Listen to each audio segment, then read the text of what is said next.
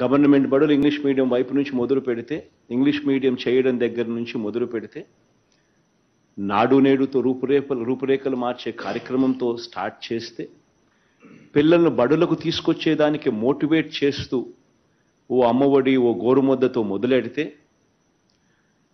ప్రయాణం ఉట్టి English medium తీసుకురావడంతోనూ నాడు నేడుతో మార్పులు చేయడంతోనూ ఇన్ఫ్రాస్ట్రక్చర్లో మార్పులు చేయడంతోనూ ఆగిపోలే. ఇంగ్లీష్ మీడియంతో మొదలైన ప్రయాణం ఏకంగా నెక్స్ట్ 10 సంవత్సరాలకు, ఈరోజు 1వ తరగతి చదువుతా ఉన్న పిల్లడు 10th క్లాస్కి వచ్చేసరికి ఆ పిల్లాడు ఐబీ ఎగ్జామ్, ఇంటర్నేషనల్ బ్యాకలౌరియట్ పరీక్ష తీసుకునే విధంగా అడుగులు వేస్తా ఉన్నాం. వాటికి సంబంధించి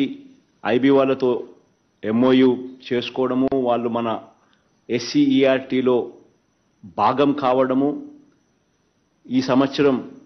టీచర్స్ కెపాసిటీ బిల్డింగ్ మీద ధ్యాస పెట్టడము,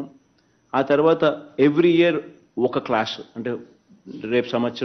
ఈ సంవత్సరం టీచర్స్ కెపాసిటీ బిల్డింగ్, నెక్స్ట్ సంవత్సరం 1వ తరగతి, ఆ తర్వాత 2వ తరగతి, ఆ తర్వాత 3వ తరగతి సంవత్సరం, 2035 సంవత్సరం వచ్చేసరికి ఏకంగా మన పిల్లలు ఐబీ పరీక్షను తీసుకునే పరిస్థితిలోకి. Please subscribe .news